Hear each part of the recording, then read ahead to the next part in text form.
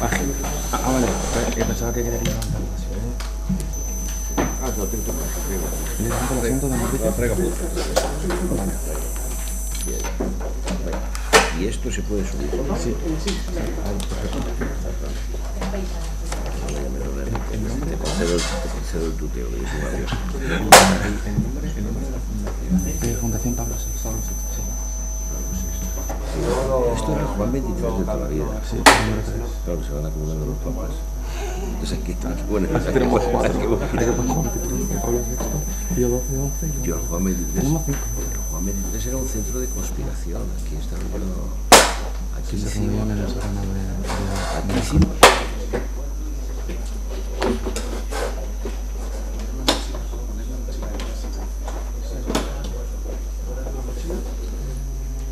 Tengo que ir a... Eso. Si me dejan bien, ¿no? No vamos a repasar la...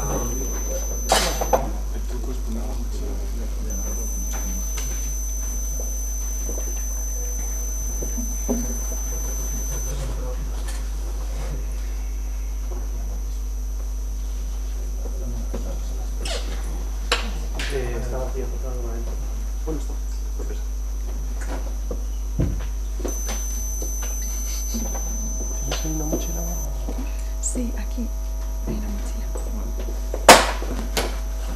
Se nos cae Europa.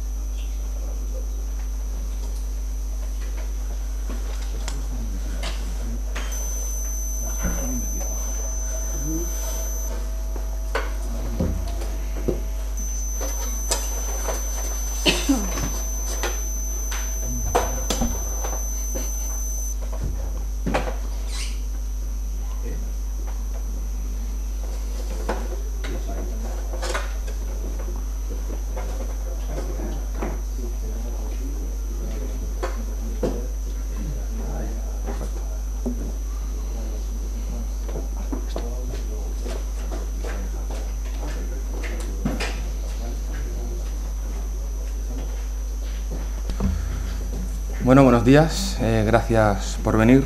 En primer lugar, me gustaría darles la bienvenida al Colegio Mayor Pío XII, así como darles las gracias a la Unión de Europeístas y Federalistas y a los jóvenes europeístas federalistas de España por haber elegido nuestro mayor para un tema tan relevante como el que se va a discutir aquí hoy y con personalidades tan importantes. Hoy tenemos el placer de contar con don Enrique Barón Crespo, el primer español en ocupar un alto cargo en las instituciones europeas de las entonces constituidas como Comunidad Económica Europea. Don Enrique se convertía en julio de 1989 en el primer español presidente del Parlamento Europeo y lo hizo hasta enero de 1992, viviendo momentos de gran intensidad para las entonces comunidades de Europa. Vivió en primerísima persona las negociaciones como presidente del Parlamento y luego la ratificación ya como eurodiputado de la firma del Tratado de Maastricht en 1992, de la cual surge la actual Unión Europea. Antes de lanzarse a su carrera como eurodiputado en 1987, fue entre 1982 y 1985 ministro de Transportes en el primer gobierno de Felipe González. Una vez más, don Enrique viviría el momento histórico del primer gobierno socialista en España, tras un dificilísimo camino de transición política que terminaría consolidándose con la fuerza de la voluntad popular tras el fallido intento de golpe de Estado que una vez más y en otro momento histórico estaba don Enrique presenciándolo como diputado en el Congreso por Madrid. Además fue de la capital de esta provincia, de esta comunidad, del Ayuntamiento de Madrid, de la cual ejerció como concejal entre los años 2003 y 2004. Con una trayectoria como esta no se me ocurre mejor persona, ni con más experiencia que usted, para venir a debatir un asunto tan importante como es averiguar o tratar de encontrar cómo alcanzar una Europa federal, que en definitiva sería, pues digamos, como el último paso, un difícil paso, para culminar el proceso de integración europea. Para resolver esta cuestión también contamos con la presencia de don Eugenio Nasarre Goicoechea, funcionario del Cuerpo Superior de Administradores Civiles del Estado. Ejerció distintos cargos en los gobiernos de Adolfo Suárez, como director general tanto del Ministerio de Justicia como del de Educación. Vivió el cambio de gobierno entre Suárez y Calvo Sotelo como subsecretario de Cultura y de hecho vivió ese vacío de poder que él, como subsecretario de Cultura entonces, junto con el resto de la famosa comisión de subsecretarios que se formó aquella noche del 23 de febrero, fueron los encargados de copar el vacío de poder que generaba pues lo que estaba viviendo don Enrique como diputado desde el Congreso.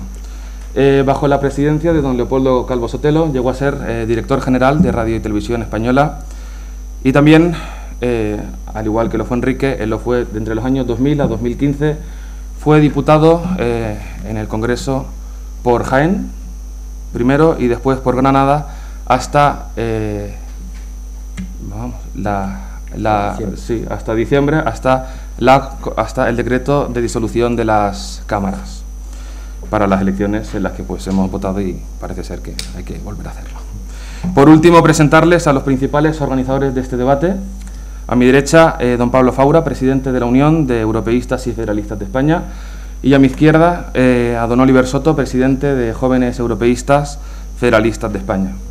Gracias a los dos, bueno, a la mesa en general, pero a los organizadores en nombre del Colegio Mayor. Y no me gustaría dejar de agradecer su colaboración a doña Pilar Llorente, que va a tener la misión de moderar este encuentro. Ahora, sin más preámbulos, que comience el debate. Tiene la palabra don Oliver Soto.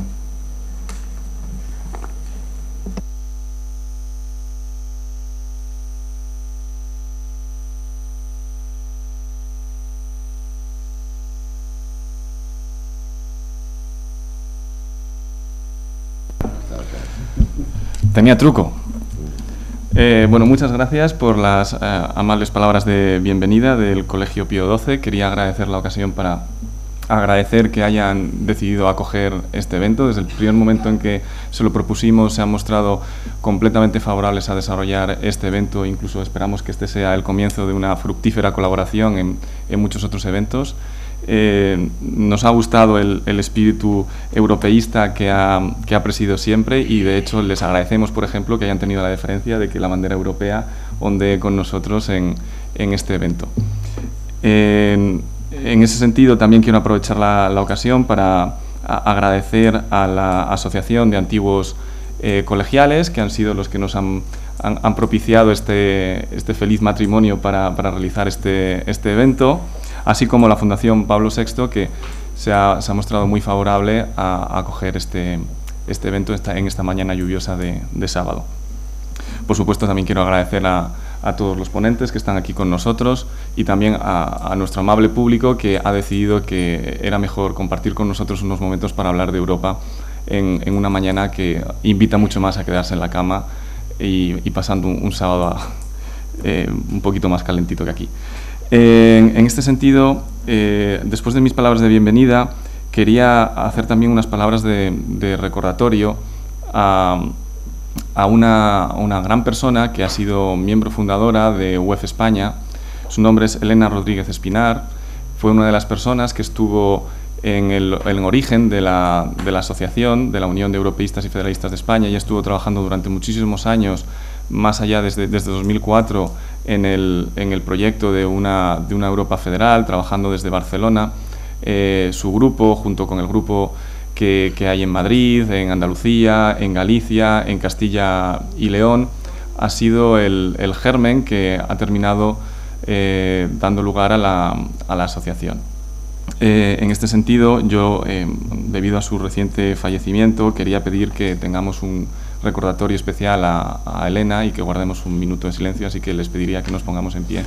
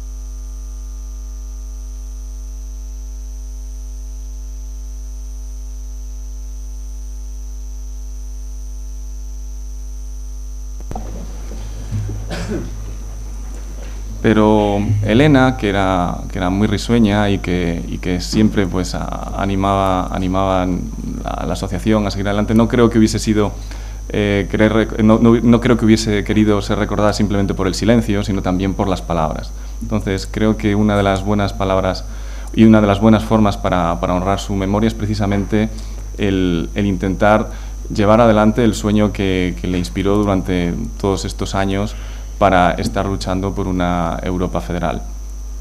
En este sentido, esto es lo que nos trae hoy aquí, ¿no? Es cómo avanzar hacia una Europa federal. Esta idea, que está en el origen mismo de la asociación, creo que es importante recordarlo, está en el mismo origen de la Unión Europea, aunque no lo parezca hoy día. Hoy día, cada vez que se habla de federalismo, cada vez que se habla de Europa federal, parece que estamos hablando de un pequeño club, de una secta reducida que engloba un pequeño grupúsculo, pero nada más haya alejado de la realidad. El origen de la Unión Europea, el origen está en la Declaración Schuman. Y la Declaración Schuman, precisamente lo que pide es que Europa, si ha de ser algo, es una federación. Europa o es federal o no podrá ser. Y esta idea de volver a encontrar sus raíces es lo que nos gustaría también traer aquí a este debate. Es decir, en qué medida hoy día estamos perdiendo este origen federal que la Unión Europea siempre tuvo y en el que los acontecimientos parecen cada vez alejarla un poquito más. Si bien los pasos que se han dado han sido decididos, los últimos pasos, por desgracia, parecen indicar que vamos hacia una involución. De esto hablaremos con nuestros ponentes. Pero no solo está el origen, por un lado, más legalista, el origen jurídico. Por otro lado, también está el origen del espíritu europeísta. Y el origen del espíritu europeísta, a nuestro juicio, si bien puede remontarse varios siglos atrás, nosotros lo remontamos sobre todo a una pequeña isla en Ventotene, en el que estaban encerrados todos los opositores al régimen fascista. En esa pequeña isla hubo un soñador, un pensador, Altiero Spinelli, que en la hora más oscura, en el 1941, cuando Europa se hallaba acosada por un nacionalsocialismo triunfante, por un fascismo que era rampante por todos los países, donde el nacionalismo exacerbado nos llevaba a cometer las mayores barbaries de las que a veces hemos sido capaces los europeos. En ese contexto hubo una persona, Altiero Spinelli, que pudo imaginar una Europa libre y unida.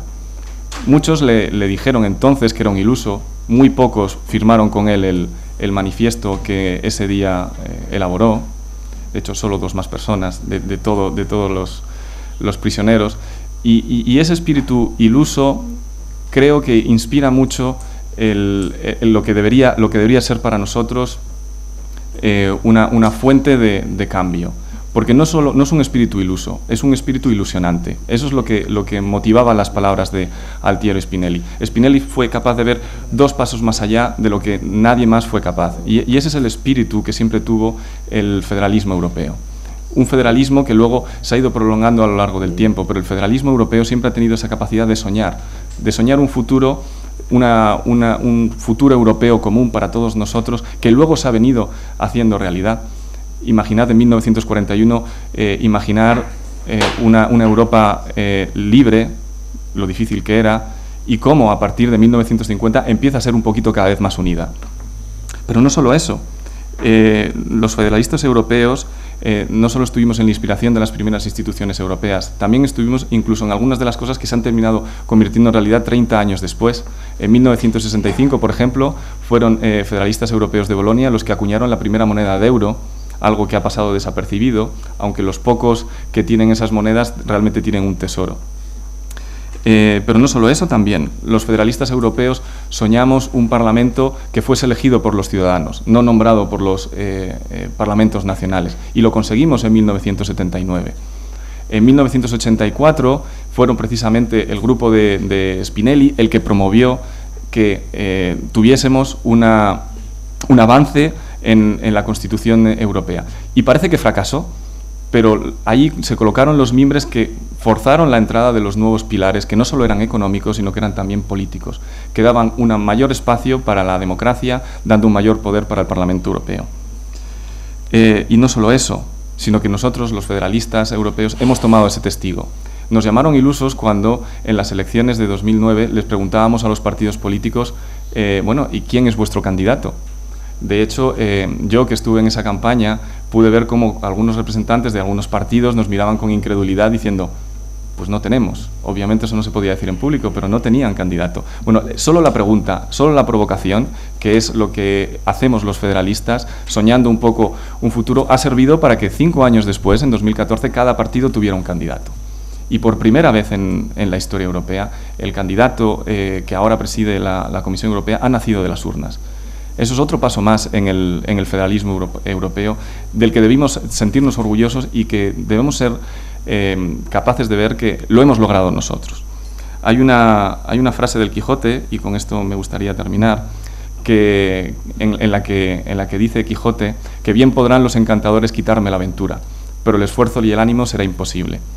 Bien podrán los mercados, bien podrán los medios de comunicación, bien podrá el desánimo que cunde por todas partes, bien podrán todas las noticias que llegan cada día sobre la crisis de los refugiados, sobre la crisis económica en que vive Europa, la crisis de valores que tenemos los europeos. Bien podrá eso quitarnos alguna vez un poco la ilusión, pero lo que no debe jamás es quitarnos el esfuerzo, es decir, la capacidad que tenemos nosotros para, entre todos, poco a poco, transmitir esa ilusión al resto de europeos, hacer que, gracias a nuestro esfuerzo, podamos conseguir que lo que en 1941 fue un sueño, ahora cada vez esté más cerca de convertirse en realidad. Muchas gracias.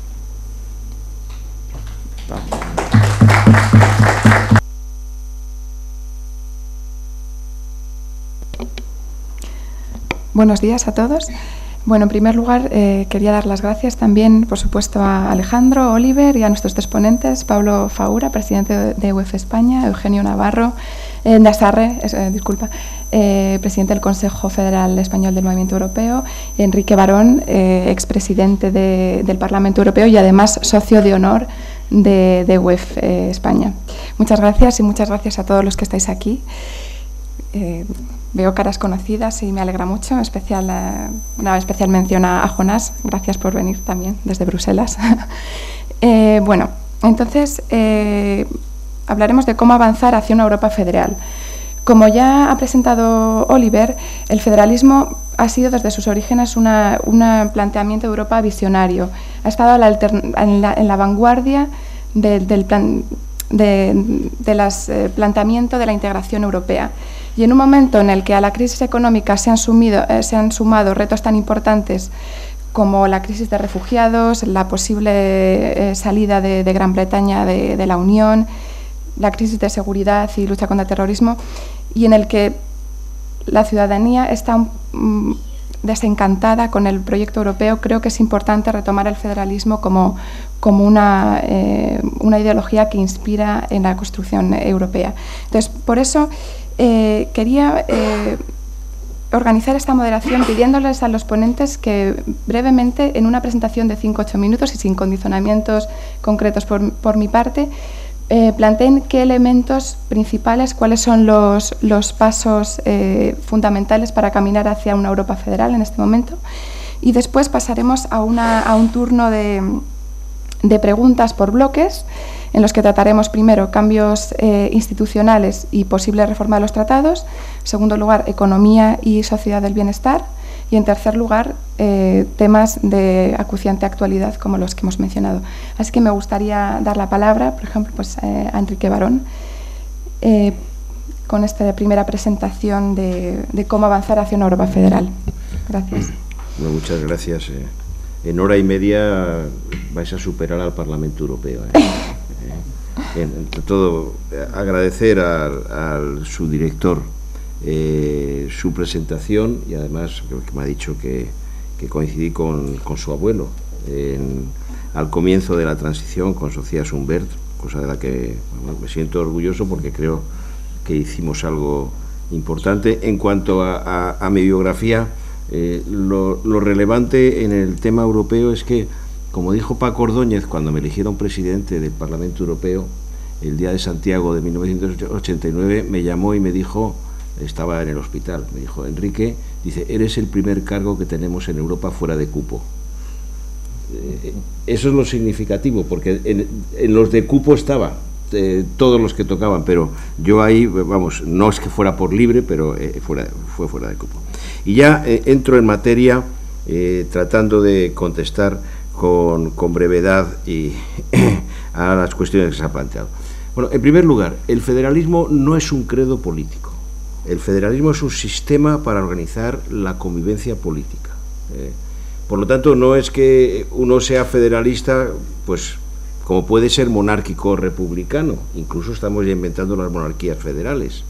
Es un sistema en el que, y a ello le he dedicado mi último ensayo, La era del federalismo, en el que hay una serie de características que definen la voluntad de compartir un destino y de hacerlo a partir de la propia personalidad, rompiendo con algo que ha sido la historia europea, que es una historia de emperadores, de reyes, de dictadores, de dominio hegemónico sobre los demás, o intento. Entonces, yo creo que en ese sentido el recordatorio de la declaración Schuman es importante, porque lo que se dijo el 9 de mayo de 1950, lo que leyó Schuman, que era un monje laico que había sido alemán por obligación y luego cuando pudo se volvió a ser francés, bueno, pues me parece que es significativo.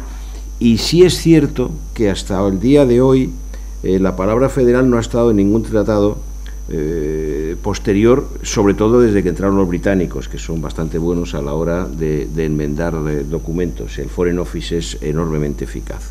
Pero la cuestión es, y yo lo he planteado concretamente en una conferencia que he dado este invierno en varios sitios y que está resumida también en el Huffington Post, yo la pregunta que me hago es ¿federación o imperio? Porque claro, los medios de comunicación lo que nos dicen es que quien manda en Europa es la señora Merkel y los alemanes. Bueno, entonces, ¿eso qué es? ¿Es una federación o es un nuevo Reich, el cuarto Reich? Y lo digo porque los únicos que tienen en su constitución, reformada después del Tratado de Maastricht, que ellos son federales y que quieren que Europa sea federal, son los alemanes. En el artículo 23 de la Grundgesetz, de la ley fundamental reformada. Nosotros, por no tener, y éramos europeístas los que hicimos la Constitución, ni siquiera tenemos en este momento a Europa en la Constitución. Entonces, yo creo que sí es interesante plantearlo en relación con la situación actual. Y para ir al grano directamente, porque no se trata de pensar en la Europa federal como una especie de Dulcinea del Toboso o de Beatriz del Dante, que lo que se está haciendo va en contra y tal. Bueno, se tiene derecho a estar desencantado, a protestar, a estar indignado. Yo la verdad es que en mi vida política y personal yo he procurado siempre tener una actitud proactiva y positiva. Yo no acabo de entender por qué se está tan desencantado y al mismo tiempo se acepta el euro. Los únicos que he visto quemar euros seguro que eran fotocopias en Grecia, pero bueno, esto... me voy a referir a tres cuestiones concretas que ha mencionado la moderadora. En primer lugar, lo voy a hacer a partir de una reflexión de Jean Monnet, que citaba a un filósofo suizo, Amiel, y decía que, bueno, que los cambios los hacen los hombres, pero que luego, para que tengan entidad y para que duren, tienen que hacerlo las instituciones. Y en este momento la Unión Europea funciona con una dimensión, una pata o un soporte federal, que es el Parlamento Europeo, el Banco Central Europeo y la Comisión, dentro de que la Comisión tiene un condicionamiento debido a una vuelta atrás que ha dado el Consejo Europeo en relación con la Constitución y el Tratado de Lisboa, al imponer esa norma de que tiene que haber un comisario por país que hace o que condiciona en una línea, diríamos, como el Correper. Bueno, pero esa es la Europa. Y luego está el Consejo Europeo. Está el Consejo Europeo, que era una instancia de reflexión, que ya es institución, que además, como los temas son cada vez más importantes, el Consejo Europeo se reúne por lo menos una vez cada mes. Incluso se reúnen los del Consejo Europeo mucho más entre ellos que con sus gobiernos. Recuerdo que en España, que es un Estado pues, que tiene siglos, la última conferencia del presidente del gobierno con los presidentes autonómicos data de 2012. Esto en un país que tiene tradiciones desde los reinos de taifas hasta los cantones. Esto lo digo porque no es distinto lo que hacemos en España con lo que queremos hacer en Europa, que es una cosa que no se relaciona casi nunca. Bien, el hecho es que ahí hay una tensión, que es una tensión política importante, y yo no voy a hablar de reforma de los tratados. Lo que sí digo es que la tensión es si la Comisión tiene que ser una Secretaría General Técnica, por decirlo en términos españoles, o tiene que ser un embrión o un ejecutivo con voluntad de gobierno parlamentario, no presidencialista. ¿Y qué papel tiene que cumplir el Consejo? Si es una especie de dieta o un directorio colectivo, y cómo se establecen las relaciones de poder. Y ahora hablo de los tres temas concretos que has mencionado. Bueno, en primer lugar, la crisis de los refugiados.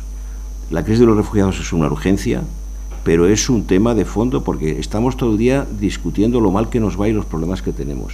Pero Europa tiene una situación geoestratégica en el mundo que tiene que ser consciente de ella, y estamos rodeados del mayor número de conflictos abiertos en la historia en torno a nosotros.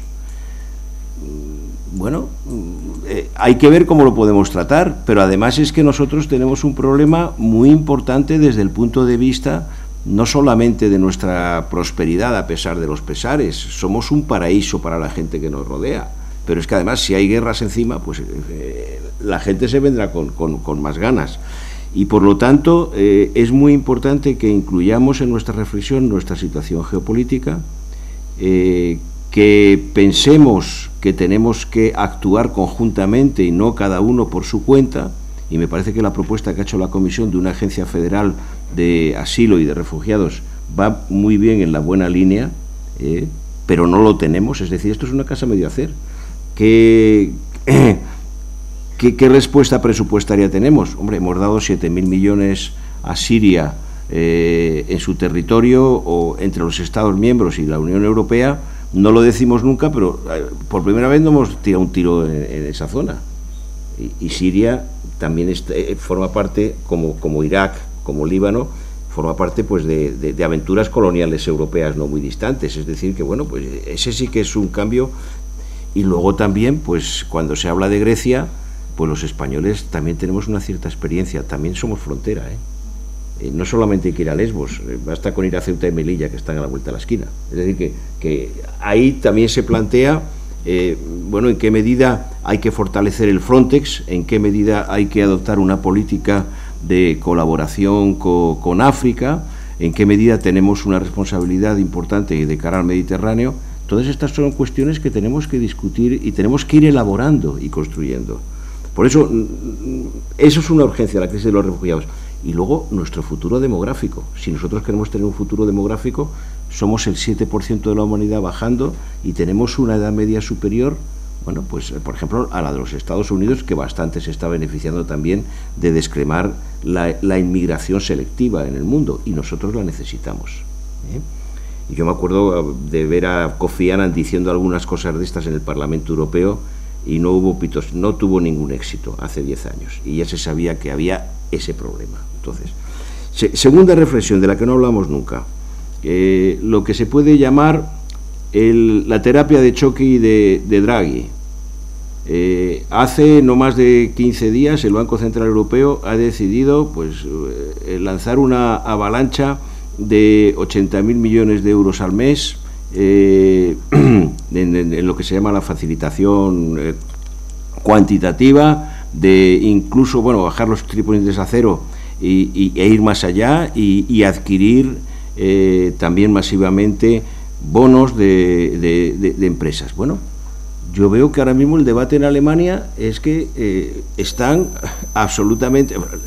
El que entiende más de eso, que es Schäuble, el de la silla de ruedas, esto Schäuble ha acusado a Draghi de que está favoreciendo la alternativa de Für Deutschland, el partido. Aquí no hablamos de eso porque como ha bajado la prima de riesgo y parece que se anima la cosa, pero esa decisión está suponiendo el que una serie de países está bajando su renta de situación en relación con la política monetaria y se está beneficiando de una manera muy clara a países como el nuestro, como Italia, o vamos, a los llamados países periféricos.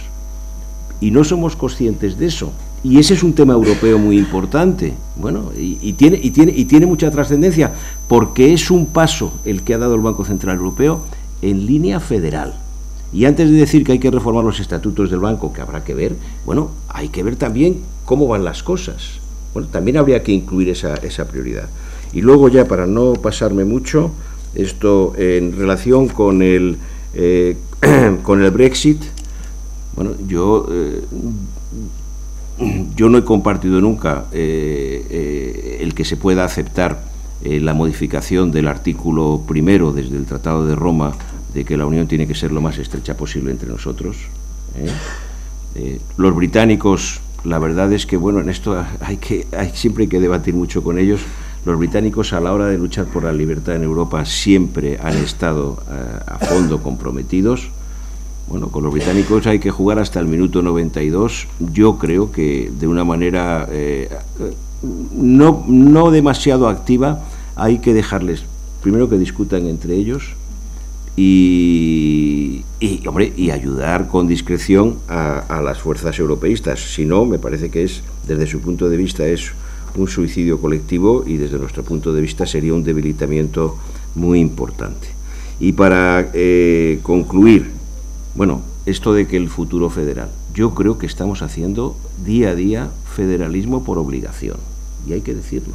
Es decir, cuando la Comisión dice, oiga, aquí se puede usted oponer a que haya cuota, pero usted aquí, después de 9 votaciones, tiene usted que admitir gente. Y si no, pague. Porque claro, Bruselas no es un cajero automático para algunos socios recientes. Oiga, aquí todos tenemos que compartir eso. Y en el tema económico creo que también, y el tema monetario, y no me refiero a los avances en la Unión Económica, también hay que ir por esa línea federal. Y las únicas respuestas que nos pueden permitir avanzar son aquellas que van en una línea federal, en una línea de construcción, cada uno a partir de su personalidad, pero teniendo en cuenta nuestro interés conjunto y luego teniendo en cuenta que compartimos un destino.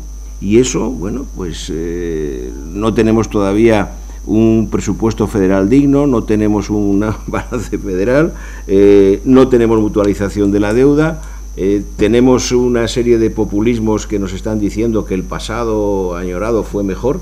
Bueno, pues tenemos que seguir luchando, pero con la convicción de que los que plantearon y negociaron, porque eso fue negociado, en la declaración del 9 de mayo de 1950 tenían razón. El objetivo es la Federación Europea. Gracias. Sí. Muchas gracias, Enrique, por esta presentación estupenda y cómo has condensado los temas fundamentales de una forma muy clarificadora. Quería simplemente recordar a los ponentes que después de esta primera sesión de 10 minutos habrá una tanda de preguntas en estos 3 temas. O sea que no os preocupéis, que habrá tiempo de elaborar más adelante estas cuestiones. Entonces, por favor, Eugenio, si te parece, gracias. Pues muchas gracias. Yo lo primero que tengo que decir que agradecer tanto a nuestros amigos federalistas que me hayan invitado a participar en este debate, al subdirector del Colegio Mayor decirle que bueno, estas aulas no son nuevas para mí. En tiempos ya prehistóricos, nada menos de 1963 al 66, yo estuve en estas aulas en las de enfrente estudiando. Aquí estaba la Escuela de Periodismo que fundó el cardenal Herrera Oria. Y tenía una ventaja sobre la escuela oficial, y yo la hice aquí porque las clases eran por la tarde y permitían simultanear en fin, estudios en las facultades universitarias por la mañana, y pasé 3 años estupendos de mi vida. Y también hacer un breve comentario. Efectivamente, nuestro presidente de mesa ha recordado en los datos que han dado que efectivamente yo el 23 de febrero pasé la noche en ese salón del Ministerio del Interior en que nos congregaron a todos los subsecretarios hasta la mañana siguiente. Obviamente no hicimos nada, porque si hubiéramos tomado alguna decisión hubiera sido absolutamente ilegal, porque hasta entonces la llamada Comisión de Subsecretarios no tenía ni marco legal. Después se hizo, más adelante era una reunión de hecho que se inventó el vicepresidente del gobierno, Osorio, para desbrozar las tareas del Consejo de Ministros, y después ya posteriormente tiene un estatus. Y cuando en la mañana Enrique Barón y todos los demás felizmente salieron del Congreso y los ministros se fueron a la Moncloa, la primera decisión que tomaron es que nos disolviéramos la Comisión de Secretarios. Oye, por si acaso habíamos... Cenamos, bebimos, la única condición era que cuando pasaban las cámaras de televisión, que estábamos nada más para eso, para que al fin, a cada 2 horas o cada hora y media nos pasaban y tal, de la mesa pasáramos todos abajo para dar la impresión que estábamos con papeles y tal, pero estábamos viendo la tele y oyendo la radio en aquella noche, otra parte terrible. Bien, y ya para contestar un poco como elemento, en fin, yo voy a hacer una contestación preliminar porque sé que nos van a formular ya preguntas concretas. O sea, yo la pregunta a la que me formularía como introducción al debate es: después del Brexit, ¿qué? Vamos a vivir ahora 2 meses centrados en el referéndum británico. Yo creo que es muy importante para Europa, no solo porque se produce dentro de una acumulación de retos, se ha referido a ellos Enrique Barón, muchas veces externos de la propia Unión Europea, que se han agolpado y que han creado una situación, digamos, de dificultades, de desafío importante para la propia existencia de la Unión Europea. Pero, en fin, tenemos un reto interno, y es que uno de los grandes socios plantea, en un referéndum, no deseable, y que este tema de los referéndums unilaterales de cada uno de los estados hay que resolverlo, el futuro de la Unión.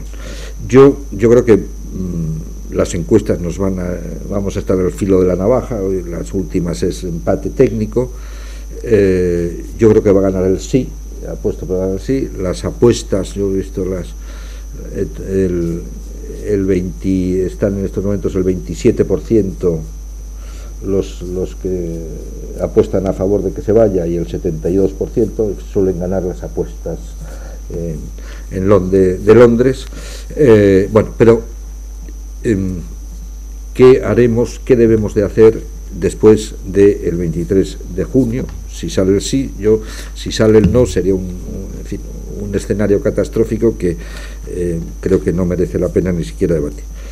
Si se produce el sí, a mí me parece que se produce la necesidad de un replanteamiento a fondo de todos los europeístas en serio. Es decir, tenemos una oportunidad de alguna manera, no diría semejante o no similar a la que vivió Enrique Barón después de la caída del muro de Berlín, que dice, Europa, ¿qué tiene que hacer? Entonces surge Maastricht, surge un conjunto de decisiones en la buena dirección, porque hay unos líderes políticos que acertaron. En primer lugar, Kohl, a mi juicio, que supo captar que la ampliación de Alemania necesitaba la profundización de Alemania. Estaba Delors, Felipe González, que vio con una gran intuición histórica la oportunidad que se había, y se encarriló la situación. Bueno, yo creo que ahora no nos queda,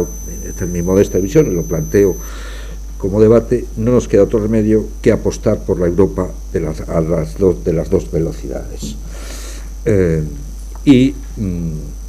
Sería un error yo creo que estratégico, decir, bueno, hemos ganado el sí, aplaquemos a los británicos. En el fondo lo que nos piden es que no aceleremos los avances hacia el federalismo, conformémonos con lo que está, resolvamos las adaptaciones que se han concedido a Gran Bretaña y tal. Ese parón yo creo que sería suicida, y por lo tanto la primera cuestión es la Europa a dos velocidades. ¿Y cuáles las dos velocidades? Pues la primera velocidad, no queda más remedio, que es la zona euro. Y entonces la zona euro, el Eurogrupo, tiene que plantearse unos avances decisivos para la profundización y la integración, que son fundamentales. La tercera idea que lanzo aquí, que esto necesita un núcleo duro para la constitución de los avances. Claro, Barón plantea, se ha producido en estos años una situación peligrosa para la Unión, yo creo que no querida por los alemanes, que es el predominio de Alemania, la hegemonía, que también tiene otras causas de que Francia está como está, y no ha estado a la altura de las circunstancias de ser el otro gran socio europeo, porque todo eso se ha hecho en base al equilibrio franco-alemán. Bueno, y esta situación yo creo que también hay que resolverla. ¿Cómo? Yo creo que con un núcleo duro en el que yo apostaría por los 4 grandes países que están en la eurozona, que son Alemania, Francia, Italia y España. Y España también tiene que recuperar, y para eso tenemos que resolver nuestros problemas internos, evidentemente, su vocación desde el comienzo de que entró en la Unión Europea de estar en el núcleo duro de la Unión. Nunca ha dejado de estarlo, de hecho, con su incorporación al euro desde el primer momento, siendo socio fundador, esto se apalancó su situación en el núcleo duro. Y por último, en estas desde el punto de vista político, yo creo que en fin, tengo aquí a un europarlamentario enfrente mío que conoce mucho mejor la situación. Yo creo que esto no es posible si no se produce una alianza estrecha, un entendimiento de fondo de las 3 grandes familias políticas constructoras de la Unión Europea, que en estos momentos son los que sostienen la Comisión Juncker y forman una mayoría consistente en el Parlamento Europeo, el 65% aproximadamente de la mayoría, que son populares, socialdemócratas y liberales. Yo creo que esa alianza tendríamos que promoverla precisamente para hacer lo que tengamos que hacer, y ya eso lo dejo para las preguntas siguientes, en los avances que yo creo que son imprescindibles y que nos jugamos el futuro de Europa. Y la última reflexión es el movimiento europeo. Yo tengo la sensación que el movimiento europeo, que ha jugado momentos muy importantes de avance, de ser lugar de debate, etcétera, en estos momentos no está cumpliendo de la mejor manera sus funciones. Está en un momento, nosotros tenemos dentro de un mes una asamblea en La Haya que se va a tratar de estos temas, y a mí, no sé si el movimiento europeo, lo que sea, necesitamos también un núcleo de personalidades europeas de primer orden, que digamos den autoridad moral y política a los avances que tenemos que hacer. Y ya dejo lo demás a las preguntas que se nos van a formular.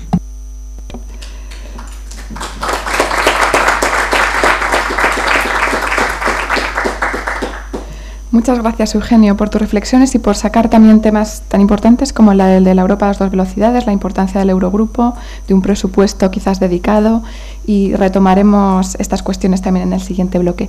Y ahora quería pedir brevemente a Pablo Faura que también nos diera un poco su visión hacia cómo caminar a la Europa federal.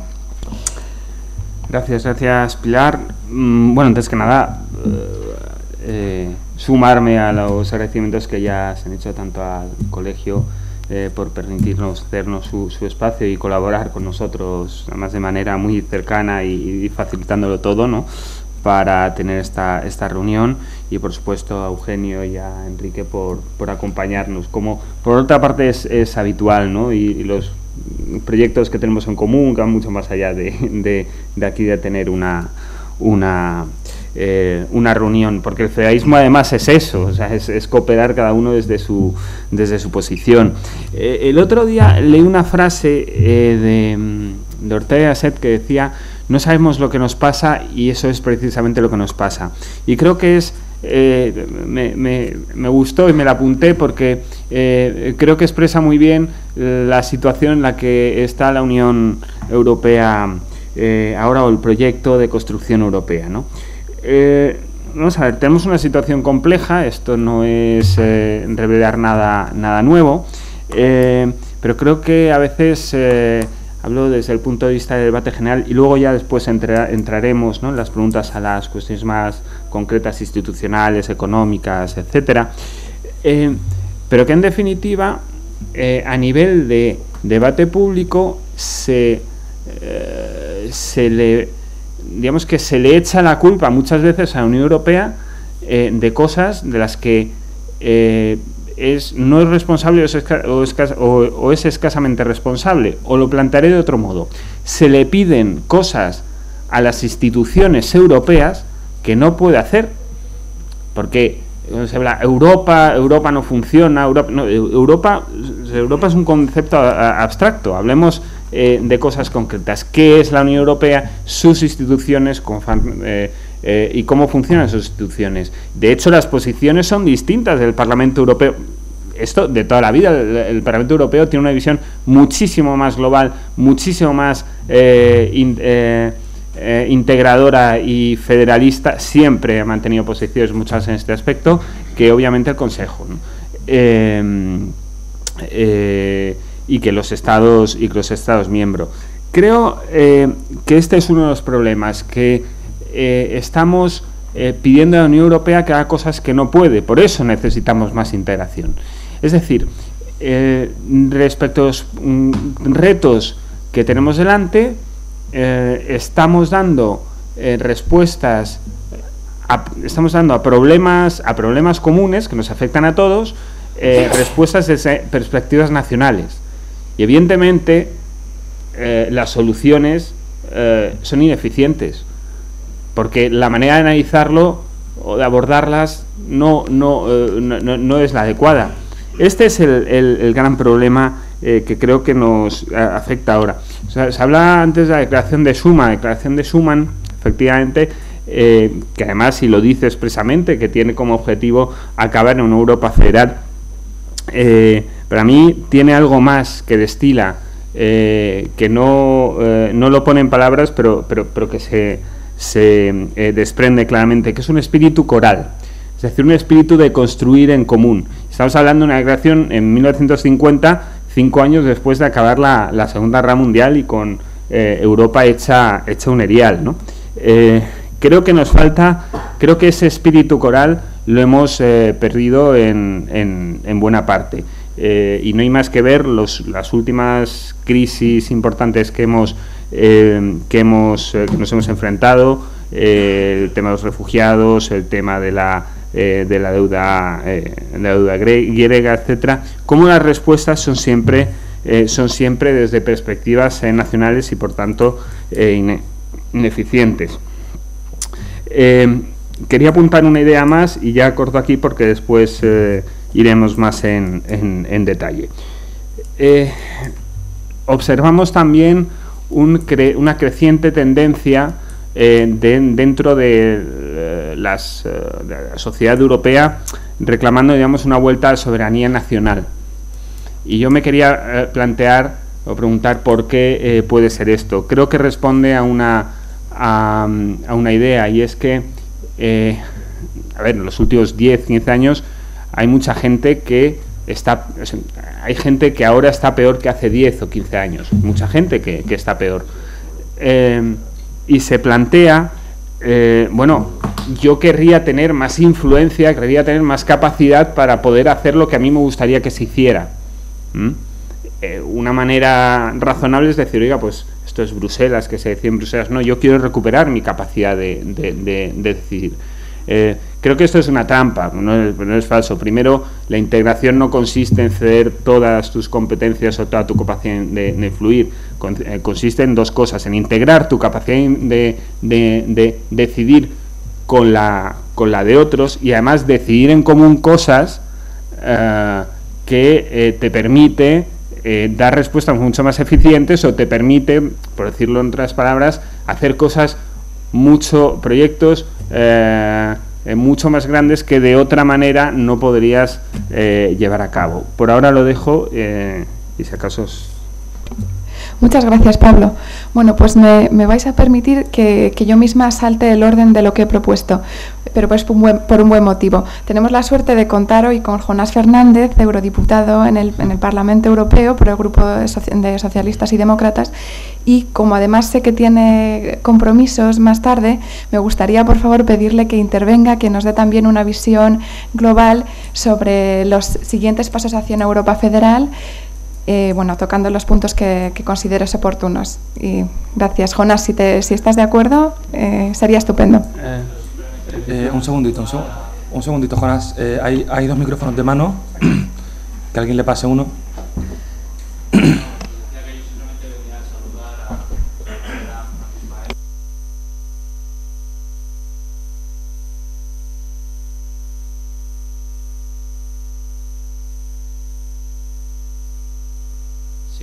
Sí, se oye, sí. Bueno, tampoco somos tantos. No, decía que solamente venía a saludar y en fin, a daros un abrazo y a animarnos mutuamente en este espíritu federalista europeo, no más necesario que nunca ante las, en fin, incertidumbres que tenemos en el horizonte. Como bien decíais, la situación es complicada. La amenaza de la salida del Reino Unido está encima de la mesa todos los días. La crisis de refugiados, que también es una crisis de la zona Schengen muy severa, el referéndum de hace unas semanas en Holanda sobre el acuerdo con Ucrania, que se sometió a consulta y que, bueno, pues no tenía ningún sentido, ¿no?, someter a consulta ese tipo de acuerdo, pues se ha perdido. La verdad es que la situación es preocupante y la preocupación, en mi opinión, y siendo muy rápido, no se ha ido se ha ido aumentando en estos últimos años de la crisis económica, de todas estas crisis que por otra parte han perfilado, como decían bien, una Europa que parece que no funciona, ¿no? Que no toma decisiones, que no resuelve los problemas. Y en mi opinión, en todas estas crisis, tanto desde la crisis de Grecia, la crisis de la eurozona, la crisis de refugiados, la crisis de seguridad, lo que nos encontramos es dos realidades, o podríamos decir dos esferas que se retroalimentan. Por una parte, en todas estas crisis, las competencias para resolverlas son competencias que siguen estando en los Estados miembros, ¿no?, y en el Consejo. Es decir, para resolver la crisis griega, la financiación fue a través de los Estados, el problema de seguridad y el terrorismo es una materia en la que los Estados tienen competencias, y es una serie de crisis que, aunque los Estados tengan las competencias, de facto son incapaces de resolverlas, pero ni de manera unilateral ni de manera conjunta. La cuestión es que, no pudiendo resolverlas, las crisis van empeorando, ¿no? Y van empeorando hasta una situación en la que al final no tienen más remedio que acabar cediendo competencias a la Unión. Y esto lo hemos visto en la crisis de la eurozona, ¿no?, con la supervisión bancaria, y ahora mismo tenemos tenemos un tratamiento de todos los riesgos bancarios que antes de la crisis no existía y que probablemente muchos creíamos que nunca llegaríamos a ver. Pero ese momento en el cual los Estados deciden acabar cediendo las competencias a las instituciones federales, ¿no?, al BCE, que es la verdadera institución federal de la Unión, ahora mismo al mecanismo de supervisión, mecanismo de resolución, el fondo. Es decir, es una cosa muy concreta, muy de mi área, pero es verdad que se ha dado un paso federal brutal después de muchos años que ha empeorado, ¿no?, la situación. La cuestión es que en esos años de empeorar la situación, los ciudadanos lo que perciben es que no se toman decisiones y que todo va peor. Y además de que todo va peor, la culpa es de la Unión siempre, ¿no? Cuando en realidad la responsabilidad está en los Estados miembros. Entonces, los ciudadanos ven que los problemas, los refugiados, la crisis que sigue con nosotros, la crisis de seguridad, no se resuelven. Los ciudadanos nos sentimos sin un gobierno que dirija a la sociedad, ¿no? Sin nadie al frente, percibimos que no hay nadie al frente, y le echamos la culpa a la Unión, que es la que parece que no toma decisiones porque los gobiernos no se pelean entre ellos y no son capaces de avanzar en esa cesión de soberanía. Con lo cual, tenemos instituciones que son los Estados-nación, que tienen las competencias formales para resolver alguna de estas crisis, pero no tienen la capacidad de implementarla. Y por otra parte tenemos la institución europea, que sí tendría la capacidad de implementar, por ejemplo, una política de refugiados organizada, pero no tiene las competencias, ¿no? Entonces este debate entre competencias y capacidad de implementar las medidas genera un periodo de tiempo en el cual las crisis solo hacen que empeorar, en el cual los ciudadanos perciben que nadie está al frente, y además perciben que las decisiones que toman en Bruselas, que el Consejo toma en Bruselas, son decisiones que toma Europa, y existe esta reacción nacionalista, que al final es el peor de los mundos, porque en la reacción nacionalista no habría resolución posible a ninguno de estos problemas, ¿no? Con lo cual yo en estas semanas y en mi labor de eurodiputado, cada vez que hablo, pues intento explicar esto para redoblar el compromiso europeísta, porque es verdad que ese compromiso europeísta está débil. Está débil en la izquierda, está débil en la derecha, está débil también entre algunos liberales, y por eso es importante que esa coalición que decía Nassarre, que sostiene las instituciones de la Unión, sea fuerte, pero sea fuerte también entre los propios europeístas de esas tres familias, porque en esas tres familias estamos teniendo también, en fin, algunas pérdidas por el camino, ¿no?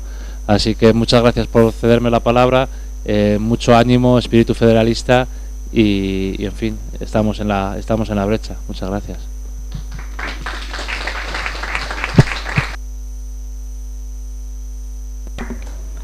Muchísimas gracias, Jonás, por tu intervención. Por supuesto, estamos encantados si puedes quedarte con nosotros el resto de la jornada.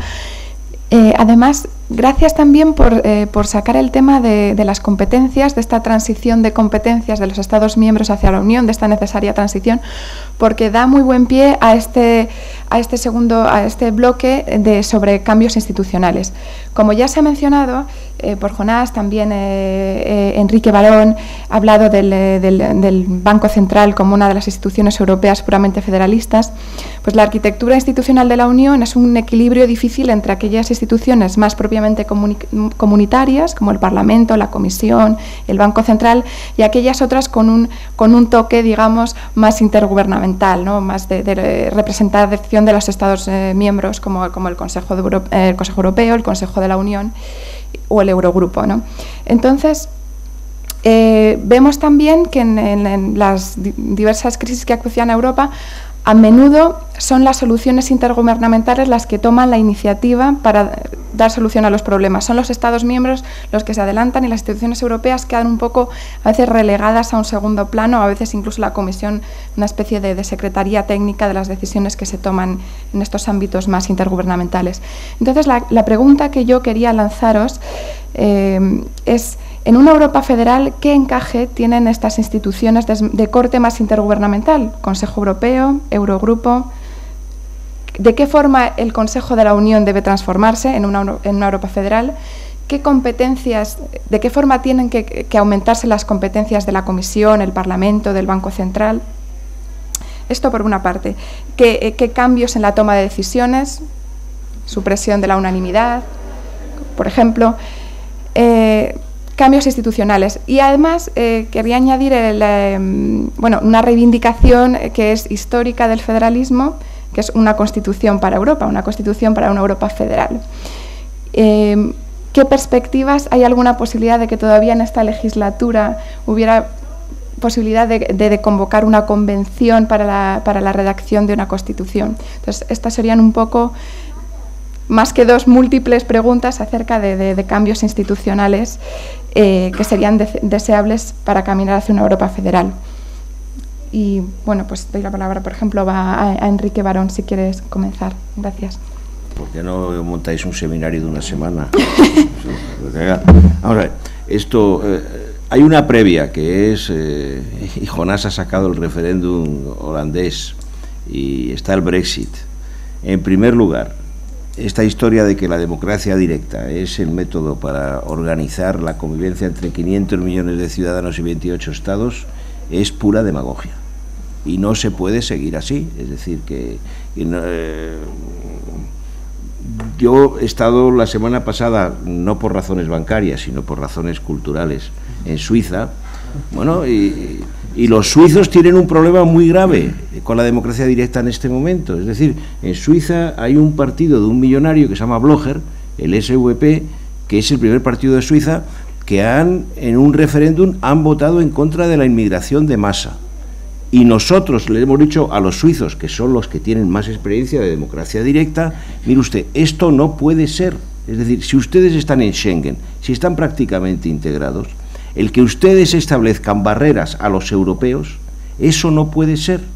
Y entonces hemos cortado el Erasmus, hemos cortado la investigación, y los suizos no saben qué hacer. Es decir, hay una cosa que no se puede en este momento continuar de esta manera. Si llegamos a acuerdos entre 28 para convivir y para avanzar, bueno, lo que no puede ser es que luego tengamos una ruleta rusa, ya no digo el referéndum holandés, que me parece, estoy de acuerdo contigo, pura demagogia, ¿eh? Esto no puede ser. Es decir, en un referéndum tú lo que haces, o ratificas un acuerdo que tienes, o haces un fotomatón de la opinión pública y, como decía Mitterrand, no contestas a la pregunta, sino a quien te la hace, ¿eh? Y eso yo creo que hay que tenerlo muy en cuenta, porque además también en España estamos entrando en este tipo de juegos, ¿eh? Y por lo tanto, hay, después del Tratado de Lisboa, que fue el rescate del naufragio de la Constitución,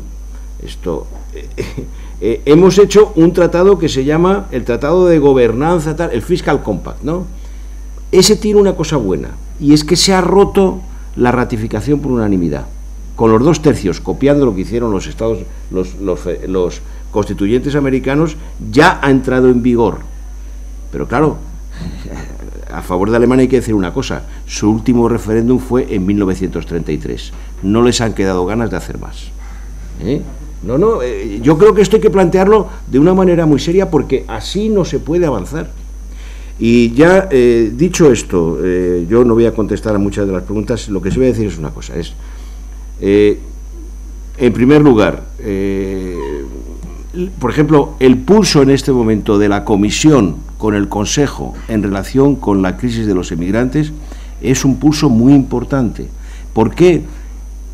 Porque el Consejo Europeo ha demostrado, y esto yo lo he vivido también en relación, por ejemplo, con la inmigración y con Schengen, esto ha demostrado que la capacidad de iniciativa de los Estados en temas intergubernamentales que afectan a principios esenciales como la libertad de movimiento y de establecimiento no funciona. Yo me he hartado de votar en el Parlamento Europeo contra las iniciativas de los gobiernos que pretendían regular esto.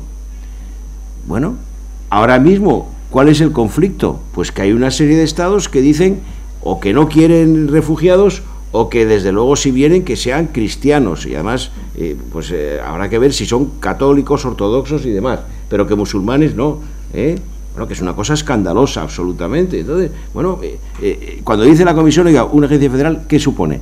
Usted se puede oponer, si hay mayoría cualificada, se aplica, y usted lo aplica.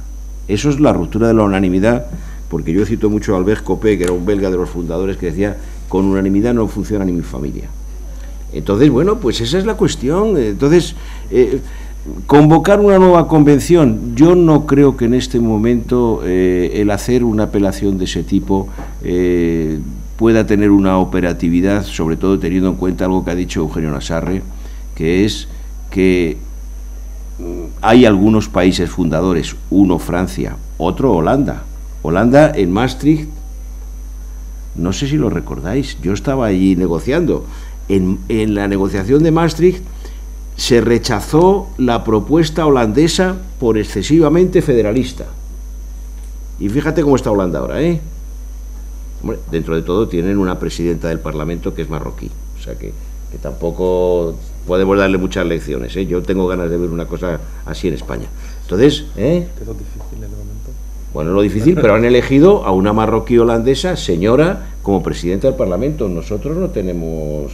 Hay una chica que es negra, pero bueno, no estamos en cabeza en este tipo de temas.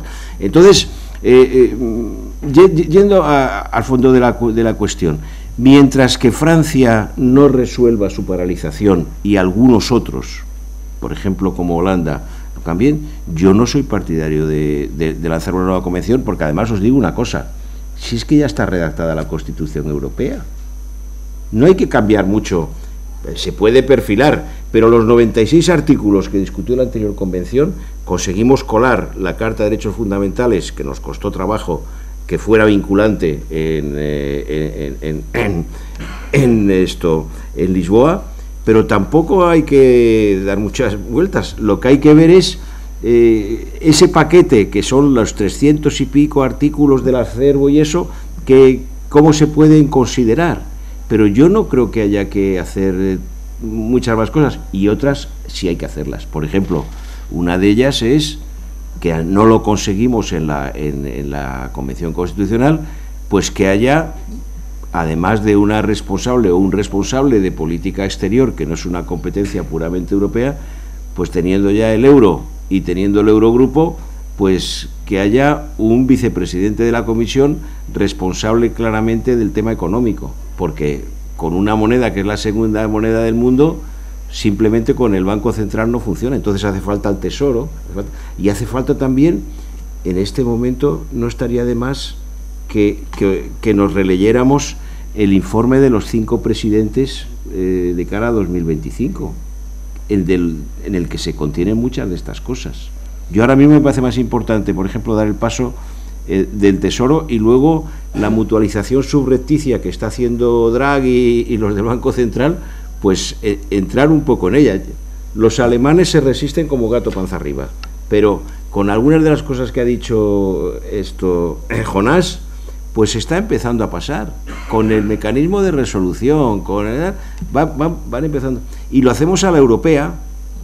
Hamilton lo hizo de una vez en Estados Unidos, nosotros a nuestra manera, pero claro, hay que poner de acuerdo a gente que ha estado durante siglos haciéndose la guerra, pues hay que seguir trabajando y tejiendo.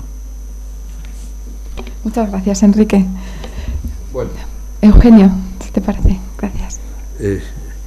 La verdad es que me alegro mucho, me fastidia porque voy a decir lo mismo, me alegra mucho coincidir con Enrique Barón, porque lo que tengo yo aquí apuntado coincide básicamente con lo que ha dicho, bueno, lo cual, por otra parte, es un síntoma de que reflexiones de personas vayan en la misma dirección. Yo quería decir, lo primero, yo cada vez que leo el Tratado de Lisboa,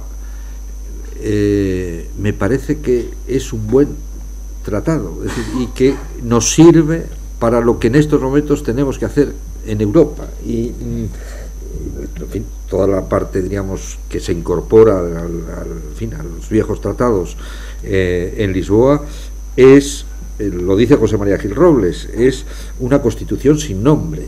Entonces, bueno, a lo mejor llegará un momento en que pongamos el nombre, pero a mí, si llamara la Constitución, diría desarrollemos al máximo las posibilidades del tratado, porque el problema que tenemos es que las posibilidades del tratado no se han desarrollado. Esa es la primera consideración. Y por lo tanto, una convención en estos momentos, a la vista del clima de Europa, algunos dicen, no, tal, hay que prepararla para el año 2018, en fin, en conmemoración del Congreso de La Haya o tal. Si es con esa intención, yo creo que tiene más inconvenientes que elementos a favor. Podría ser para otras cosas, para impulso político. Segundo, ¿qué cambio? Nos preguntaba la moderadora. Yo solo haría un cambio de carácter institucional, también se ha referido a ello Enrique Barón, y que además está perfectamente perfilado en el informe de los 5 presidentes. Lo que pasa es que eso hay que hacerlo, que es integrar en el marco jurídico de la Unión Europea el Eurogrupo. Ese es el tema. Que además el Eurogrupo es una anomalía clamorosa de los planteamientos originarios de la historia de la Unión Europea. Jean Monnet le hubiera resultado inconcebible, es decir, cada elemento de, en fin, cuando asumes una competencia tienes que tener autoridades comunes y no intergubernamentales. Si la CECA, que era mucho menos que una autoridad, un tribunal de justicia, un parlamento que lo ha hecho, y eso es lo que hay que hacer. ¿Cómo se hace eso? Aquí también, supongo que los eurodiputados, yo comprendo que es complicado. La nueva cámara, una nueva cámara para el Eurogrupo, es un lío. Y de eso, pero yo creo que tiene que haber fórmulas imaginativas, por ejemplo, dentro de la propia. Por eso yo creo que lo del el planteamiento de la Europa a dos velocidades ahora es una necesidad imperiosa para salvar la Unión. Y este es el tema. Tenemos que hacer un Eurogrupo de acuerdo con el esquema, en fin, la filosofía comunitaria y federal y federalista, y dar ese paso adelante. Yo ahí me concentraría los esfuerzos, diríamos, políticos en este sentido. Y porque además yo creo que tenemos una responsabilidad, y es que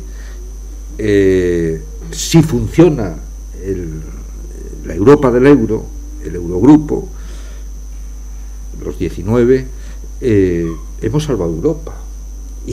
Y a Gran Bretaña le pasará lo que le pasó cuando dice, bueno, monto la EFTA para no entrar en el mercado común, fracasó la EFTA y al final tuvo que integrarse y tal. O sea que ahí tenemos una responsabilidad. Y lo demás, todos los demás avances, bueno, me referiré a ellos en la siguiente pregunta que hay que hacer, pero esta es la única reforma de carácter institucional que yo me lanzaría, que no es poca cosa, pero en fin, que tenemos la suerte de que ya no nace de cero, está en el documento de los 5 presidentes, perfectamente pergeñado. Muchas gracias, Eugenio, y muchas gracias también por incorporar esta idea de convertir al Eurogrupo en una institución muy interesante. Saldrá según el próximo bloque también. Y por último quería pedir a Pablo también brevemente que nos diera su visión sobre este bloque de asuntos institucionales. Gracias. Gracias, Pilar. Vamos a ver, me parece muy interesante lo que está diciendo ahora Eugenio. Yo plantearía este debate en dos ejes, el qué y el cómo. El cómo me referiré luego, que es el tema si la convención sí, no, si hay que hacer tratados o en qué profundidad, reformas del tratado, en los tratados en qué profundidad. Iré primero al qué. Vamos a ver, nosotros cuando tratamos de explicar esto del federalismo europeo, que es una Europa federal, es una cosa muy técnica y procuramos a veces dar formularlo de manera que gente que no esté especialmente instruida en estos temas, ¿no?, de ciencia política pueda entender. Bueno, si se trata al final, primero, de tener una estructura más clara. Hay gente que lo llama como unos Estados Unidos de Europa, una República Europea, me da igual. Se trata de tener una estructura de reparto de poder más clara, que por lo tanto mejore lo que se llama la accountability, ¿no? O sea, la capacidad de los ciudadanos europeos de entender qué están haciendo sus instituciones, ¿no? Entonces, a mí en esto me gusta plantear de qué estamos hablando. Esto de Europa federal a veces es una idea o suena como una idea abstracto. ¿Qué significa en concreto? Pues significa en concreto, por una parte, es en realidad la división de poderes clásica. Un Parlamento Europeo que sea el centro, que efectivamente sea el centro de del poder legislativo, con plena iniciativa legislativa, donde el Consejo podría ser, este es un planteamiento, podría ser, digamos, la otra cámara, es decir, un sistema bicameral con el Parlamento Europeo y como primera cámara y el Consejo como segunda cámara, obviamente sometida a la mayoría simple o cualificada y no y sin capacidad de veto ninguna, ¿no? Pero en definitiva, ya digo, es un Parlamento que funcione como los parlamentos federales en el mundo. Una segunda cuestión sería necesitamos un verdadero gobierno europeo. Tenemos la Comisión Europea, pero tenemos una Comisión Europea cuyo presidente se elige a propuesta de los Estados miembros, en el fondo del Consejo de los Estados miembros, y que además le nombran, aunque tienen que variarlos el Parlamento Europeo, le nombran los comisarios. Por lo tanto, el presidente tiene muy poca capacidad de conformar su equipo. Creemos que el presidente del Parlamento, el presidente de la Comisión, debería tener total libertad para elegir su equipo, su gobierno, y en definitiva, pues que funcione efectivamente con un gobierno más a la estatal, ¿no? o al Estado federal. Y dentro de esto, un apartado que han tocado mis dos predecesores, un gobierno económico dentro de esta Comisión Europea sería un verdadero gobierno federal europeo, un gobierno económico donde el ministro de Economía o como comisario de Economía o como se le quiera llamar, sea además el presidente del Eurogrupo, porque no tiene sentido, hay que integrar todas esas políticas en una sola autoridad, y es lo que estábamos comentando antes, y también capaz de manejar un presupuesto europeo, además para tener capacidad para desarrollar políticas europeas. Por ahora me quedo aquí para no... Muchas gracias, Pablo. Bueno, como podíamos prever, con tantos temas tan interesantes y ponentes tan buenos, estamos un poco justos de tiempo, pero no obstante, vamos a continuar con el siguiente bloque de tema económico. Hay muchos aspectos que tocar en él, pero por centrar un poco el debate, quizás querría preguntaros por la unión fiscal. La unión fiscal y el presupuesto europeo, porque hasta ahora las medidas de corte fiscal en la Unión han sido más de carácter, de supervisión presupuestaria, restrictivas, de control de déficit y deuda, pero no tanto posibilitadoras. Tenemos el brazo corrector y punitivo incluso, pero falta un poco el brazo inversor y posibilitador, que permita poner en práctica unas verdaderas políticas federales en la Unión. Entonces, quería preguntaros cómo avanzar hacia el federalismo fiscal. Pediré también a Jonás después si quiere que participe, puesto que él está en la Comisión de Asuntos Económicos y Monetarios. Entonces, pues por favor, si Eugenio, ¿quieres comenzar esta vez? Soy economista y voy a decir nada más lo único que pienso. A mí lo que me preocupa en este tema es que la zona euro, que fue un paso históricamente formidable, no es lo que los economistas llaman un espacio monetario óptimo. Y por lo tanto, hasta que no se constituya esas características que los economistas saben explicar, y yo no lo haría, muy rudimentariamente, pues no funcionará bien en la zona euro. Necesitamos, por lo tanto, más convergencia entre los temas, es decir, y que el espacio tenga esas características, porque si no cae, y entonces se producen las permanentes devaluaciones internas que provocan, en fin, los males en las propias sociedades. No hay posibilidades de devaluaciones externas, etc. Entonces, yo creo que ese tiene que ser el objetivo, y para lo cual las medidas de carácter, en fin, fiscal, corrección presupuestaria, alertas, salvaguardando las características de una unión federal, y es que tampoco puede haber, en fin, un absoluto gobierno económico, que no deje, en fin, el espacio de autonomía a los estados. Y esto sería, en fin, lo que a los economistas les indicaría que es lo que yo creo el objetivo en fin, que hay que plantearse. Muchas gracias, Eugenio. Enrique, ¿querrías continuar? Sí. Esto del espacio monetario óptimo es como la virtud, que todo el mundo la desea pero nadie la consigue. Somos pecadores, o sea que está muy bien, pero vamos... ¿qué hay que hacer de inmediato? Y eso está también en el informe de los 5.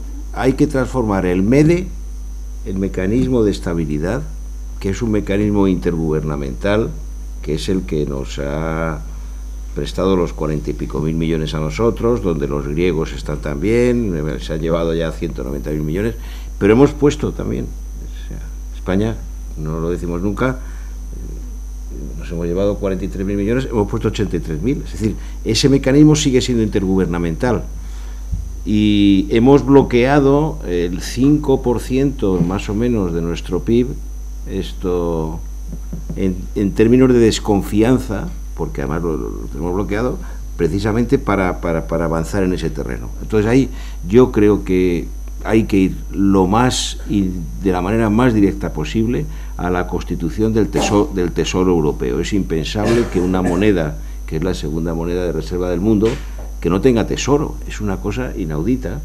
Esto que refleja además pues la desconfianza que tenemos unos en otros y en ese sentido la evolución del Eurogrupo es muy importante. El que el MEDE se convierta en un Fondo Monetario Europeo o en un mecanismo monetario europeo es muy importante. A mí me parece absolutamente escandaloso que sea el Fondo Monetario Internacional el que tenga que operar. Ya os podéis imaginar la popularidad que vamos teniendo los europeos cuando tenemos que ir a pedir ayuda y dinero pues a los latinoamericanos, a los africanos, a los chinos que tienen un nivel de prosperidad pues bastante superior a nosotros, ¿no? Entonces, dice, bueno, oiga, pero ustedes no tienen una renta per cápita y no tienen mucha más riqueza. Entonces, ahí precisamente el problema más grave no son los mecanismos, es la ruptura de toda la confianza que nos permitió desarrollar el euro. Por lo tanto, hay propuestas de estas que están escritas de manera bastante vaticana, pero van por esa vía.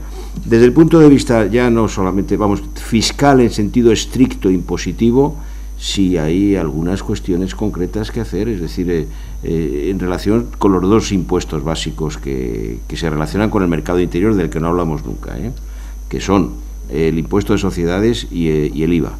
Y luego el impuesto de transacciones bancarias financieras que está planteado, y otro que creo que tiene mucha importancia, que es el impuesto sobre el carbono, porque si queremos seguir estando en cabeza en el cambio climático, pues ese es un tema, y queremos sobrevivir también.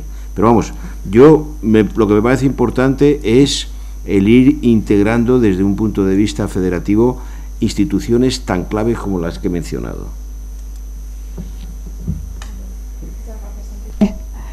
Pablo, por favor. Sí, gracias.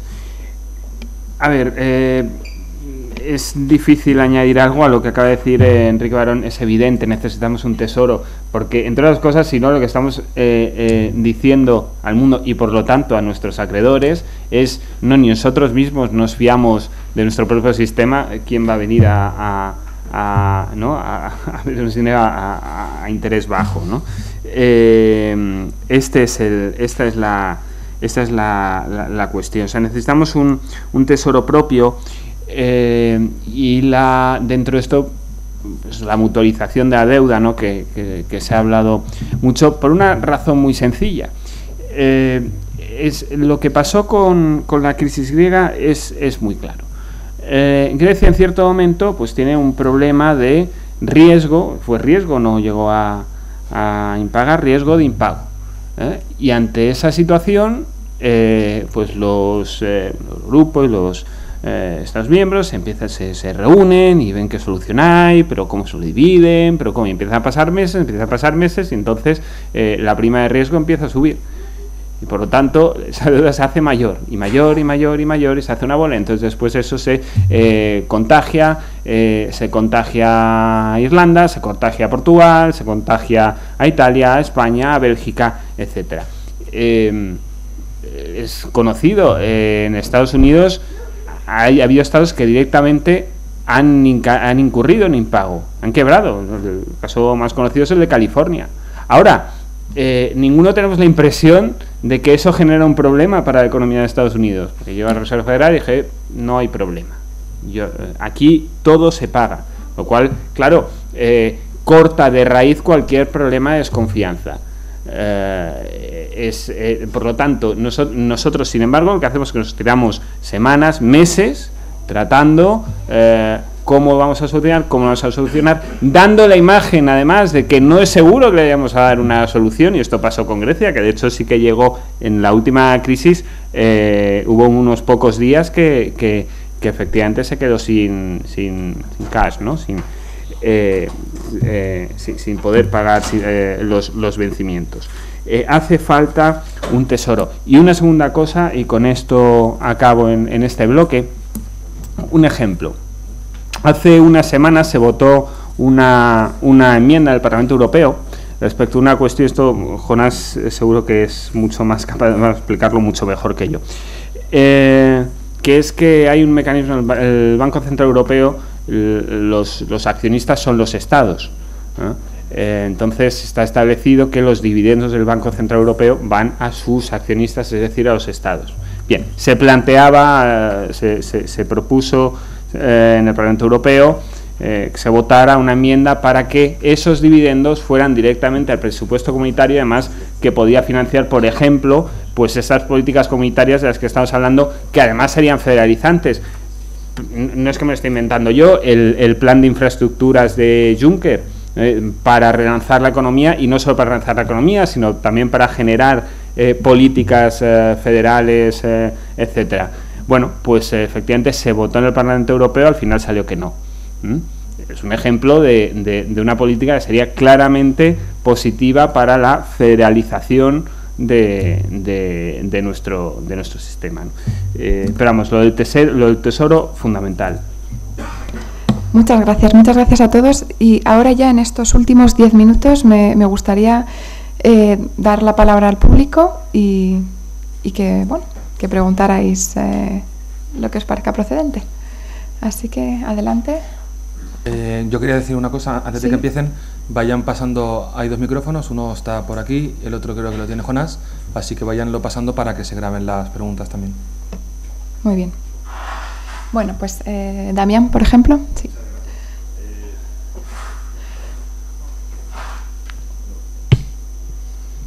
¿Se me oye? Sí.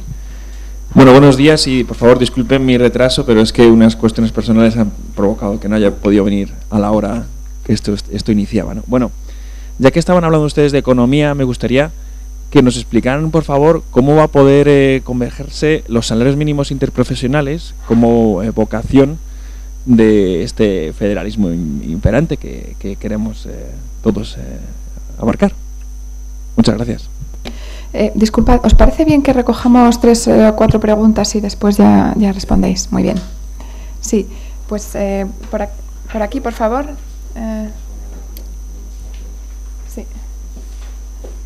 Sí. Si decís cómo os llamáis, estupendo.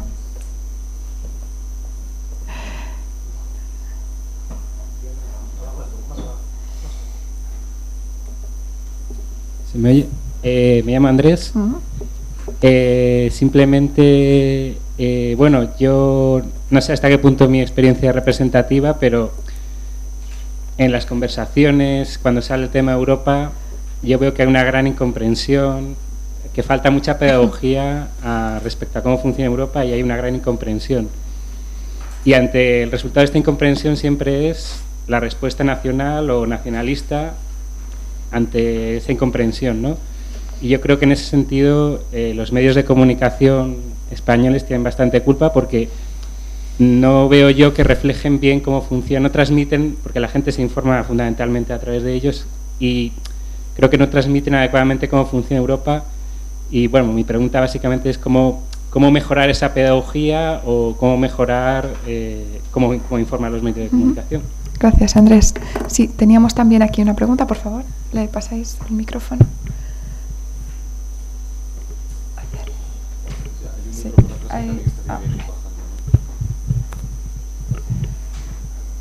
Muchas gracias.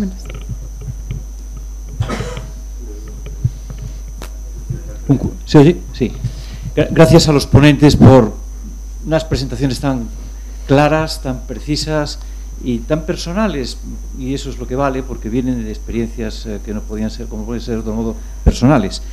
Decía Brugmans, bueno, soy César Díaz Carrera, soy el profesor del Sistema Político de la Unión Europea en la Universidad Complutense de Madrid, y llevo muchos años en esta historia del del federalismo y de Europa. Fui secretario general de la Asociación para la Integración Europea y he estado alejado durante un tiempo, pero nunca con el corazón ni con la cabeza, solamente con el cuerpo. Decía Brugmans que Europa no es lo suficientemente utópica para entusiasmar, decía, las inteligencias, los espíritus, yo diría, los europeos, ni lo suficientemente pragmática como para convencer a los escépticos. Y eso a lo mejor explica por qué en un congreso de la Unión Europea de Federalistas de España, en lugar de 3.000 personas, estamos 30 personas.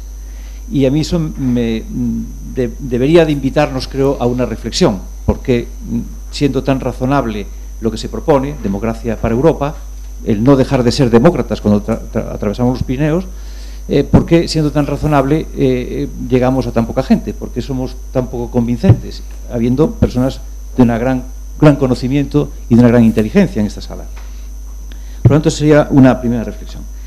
En segundo lugar, creo que resulta imperativo, no por un prurito académico, sino por una cuestión identitaria. Es decir, ¿quiénes somos los federalistas europeos? ¿Y por qué apostamos? ¿Y cuál es nuestra estrategia? ¿Y a qué jugamos? ¿Y qué consideramos importante? ¿Y dónde estamos dispuestos a invertir nuestra energía y nuestro tiempo, que en definitiva es nuestra vida? En otras palabras, back to basics. Es decir, yo creo que tenemos que tener muy claros los conceptos. En el rato que llevo aquí, he escuchado dos definiciones de federalismo completamente antagónicas. La estupenda moderadora, por cierto, decía que, por lo menos esto es lo que yo he notado, que el federalismo es una ideología. Y Enrique Barón dijo otra cosa, que el federalismo es un sistema que facilita la convivencia. Bueno, si es una ideología es un sistema cerrado. Y si es un sistema cerrado es un conjunto, es un credo que se impone a una realidad. Si es un modelo que facilita la convivencia, entonces es un sistema abierto, que va a la realidad en primer lugar, luego va a las experiencias históricas, a la americana sobre todo, y a partir de ahí elabora una estrategia para ayudar a mejorar las condiciones de vida de los ciudadanos. Yo creo que son dos visiones distintas con repercusiones muy importantes. Para mí, yo estoy mucho más de acuerdo con Enrique Barón. Creo que el federalismo es una metodología. Es una filosofía que aúna dos principios en principio antagónicos, que es el principio de unidad y el principio de diversidad. Si aquí somos 30 y no 3.000, yo creo que es, entre otras razones, porque es mucho más fácil entender a Descartes que entender al otro pensador francés que hablaba no me viene ahora el nombre, que hablaba justamente del pensamiento dialógico. Es muy difícil, pero es que es muy importante, moderadora, es entender que el federalismo o se entiende desde una visión dialógica o no se puede entender. Y como estamos educados en una visión monolítica de la realidad, estato-nacionalista, pues por eso somos tan poquitos, tenemos tan poca fuerza y Europa avanza tan despacito. Sí. Entonces, la segunda... Te agradezco mucho esta reflexión, muy interesante, pero te pediría que, por favor, como tenemos otra pregunta todavía y algunos de nuestros ponentes tienen que irse, que... Hubiera terminado ya. La segunda distinción es entre europeístas y federalistas. Yo creo que no es exactamente lo mismo. El europeísmo es un término impreciso que apunta vagamente hacia una cooperación que no se concreta. El federalismo, por otra parte, el ser federalista, a mi modo de ver, es aplicar justamente esta filosofía de la unidad y en la diversidad, de transformar potenciales tensiones destructivas en polaridades creativas, en ser demócrata a todos los niveles e implica un compromiso mucho mayor. Nada más. Tengo más cosas que decir, pero hay más personas que quieren intervenir. Gracias. Y sé que Enrique tenías una pregunta, ¿verdad? Yo creo que ya será la última. Juan también. Bueno, pues por favor, si sois muy, muy breves, porque... Gracias a todos por estar aquí. Tenía tres reflexiones que quisiera que alguien se presentara voluntario en la mesa para hacer un breve comentario a ellas.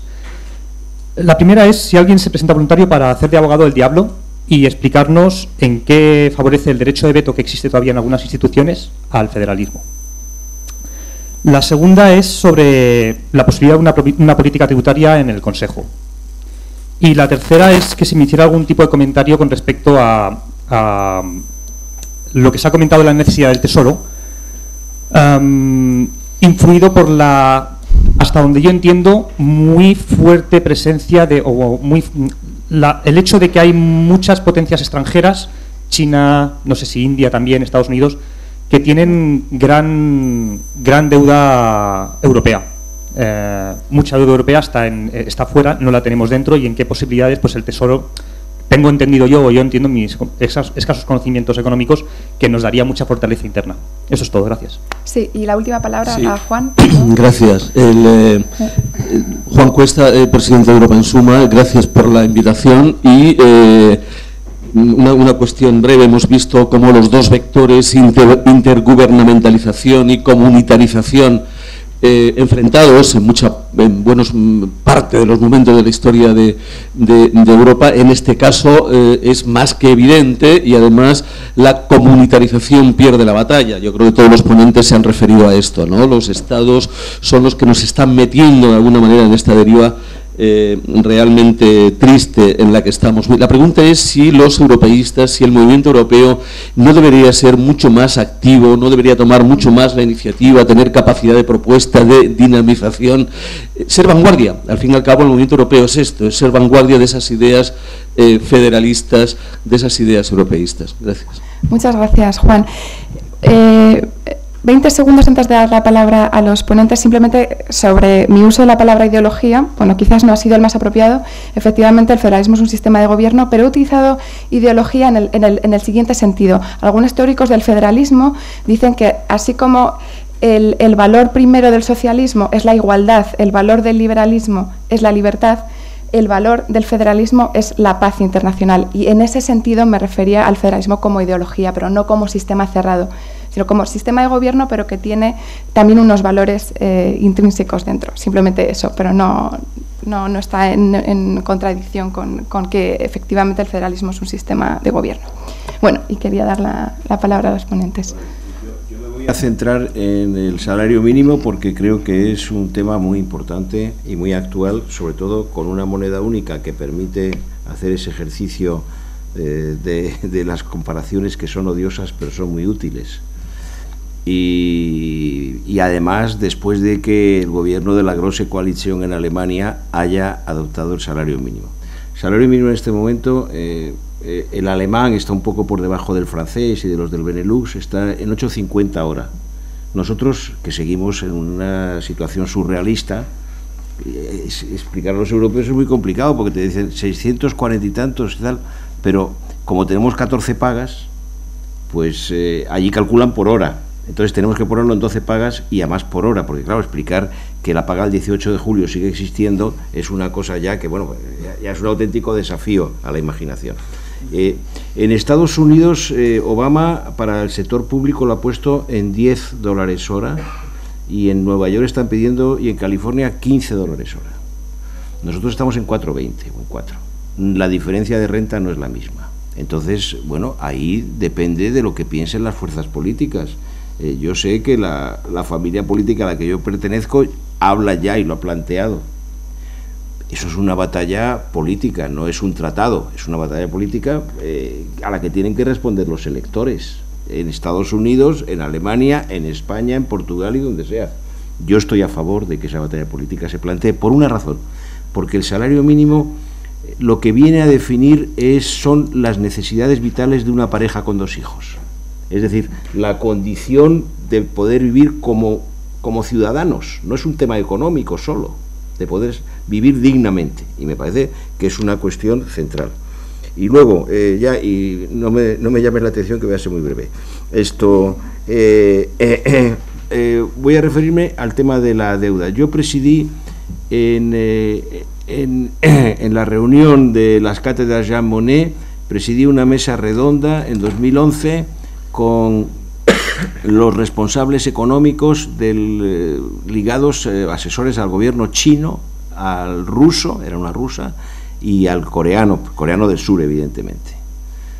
Bueno, pues los tres dijeron lo mismo, dijeron, oiga, si ustedes emiten eurobonos, los compramos, pero no por solidaridad con Europa, sino porque el chino fue más explícito, dijo, oiga, es que por primera vez podemos comparar, y hemos visto que comprando bonos del Tesoro de Estados Unidos en 10 años han perdido el 30%.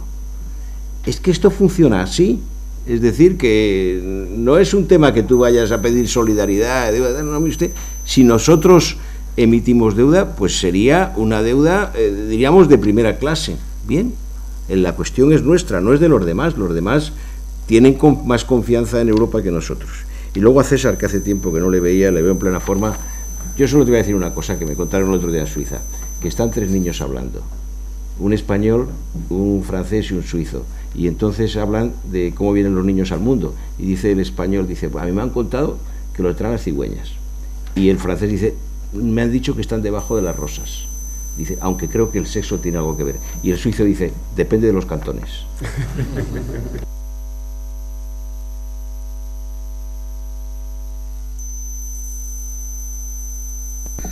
Brevísimos comentarios, algunos de los temas a los que ha tratado Enrique Baró no voy a incidir.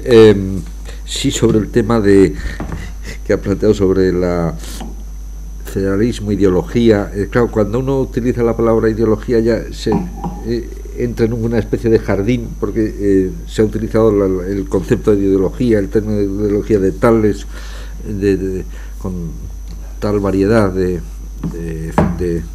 contenido que hay que explicarse, etcétera. Yo creo, sin embargo, que y esta es un debate doctrinal, lo voy a llamar doctrinal, en fin, teórico, que en el campo democristiano en el que yo me he formado y en fin, pertenezco a esa estirpe, se ha planteado muchas veces, y efectivamente el federalismo como técnica de organización del poder, que está basado en una filosofía de prevención a los males de una excesiva concentración del poder, y que hay que descentralizar el poder, esa es la filosofía, y que llega a esta técnica del federalismo. Bueno, es un debate interno, y yo la verdad es que creo que tiene unos elementos, diríamos, efectivamente de configuración de la sociedad.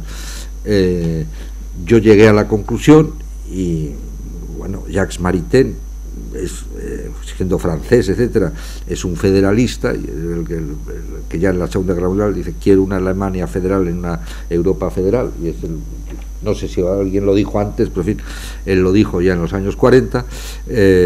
Bueno, vuelvo a decir, entraña una filosofía que está también ahí, el principio de subsidiariedad, que el poder más cercano que pueda, pues, en fin, tenga funciones. Por tanto, sí hay un acierto en el federalismo. Es un tema que nos tenemos que plantear cuando queremos un modelo, diríamos, de poder en la sociedad. Segundo, lo de la mejora de la pedagogía sobre Europa que ha planteado. Bueno, esta es la eterna cuestión. Yo querría ahí decir, decir algo. Uno, la pérfida Albión tiene mucha culpa en esta cuestión, por la influencia que tiene. Es decir, yo ahora, bueno, de vez en cuando, pues leemos los periódicos británicos, y cuando uno lee, se da cuenta de la visión que lanzan a sus lectores y por lo tanto a toda la opinión pública europea. A mí me parece equivocada, malévola, sobre el proyecto europeo, en todo. Y entonces ahí se ha generado el tema de el malo es Bruselas, los burócratas, los tal. Eso, bueno, la burocracia de Bruselas no es la que describen los periódicos británicos, sino mucho menor, etcétera. Pues tiene algunos privilegios intolerables que, en fin, habría que terminar, pero en fin, tú compara eso con la burocracia del Reino Unido, y bueno, la burocracia del Reino Unido en cantidad, en tal, es muchísimo peor que la bruselense. Bueno, entonces, efectivamente, este es un tema que el europeísmo y que los europeos tienen que saber, ser conscientes de ellos, la influencia que tiene, la repercusión que tiene también en medios de comunicación del resto de países. Los ruidos están silenciando los otros elementos positivos, y bueno, y ese es un tema a tener en cuenta. Y con eso enlazo ya, con esto termino, al final a la reflexión que ha hecho Juan Cuesta sobre. Yo me he referido al final de mi primera intervención a mí me gustaría que en estos momentos hubiera un liderazgo de opinión europeo más potente. Por ejemplo, en el movimiento europeo, que bueno, ha sido históricamente en algunos momentos un motor indudable. En la asamblea que tuvimos el año pasado en Roma, que tocaba por la presidencia italiana, tocaba la renovación del presidente del movimiento europeo. Ahora es un dignísimo europarlamentario alemán, Joe Leinen, buena persona y todo eso, pero no es una personalidad de primer relieve europeo. Entonces, se nos ocurrió a algunos lenta como para proponerlo de nuevo presidente de tal, es decir, bueno, alguien que haya sido, en fin, una alta personalidad, podía haber sido la necesidad de un banderín de enganche y tal. La verdad es que se habló con él y no se consideró en estos momentos, bueno, con ganas o tal, y con muchas gracias, y no aceptó, ¿no? Y se volvió a repetir a Leinen. Bueno, cuento esta anécdota porque yo soy consciente de que en estos momentos tenemos un cierto déficit de liderazgo, no solo del liderazgo de los que ocupan cargos, en fin, institucionales, gubernamentales, salvo una figura que es una líder en el saco medero, que es la señora Merkel, que efectivamente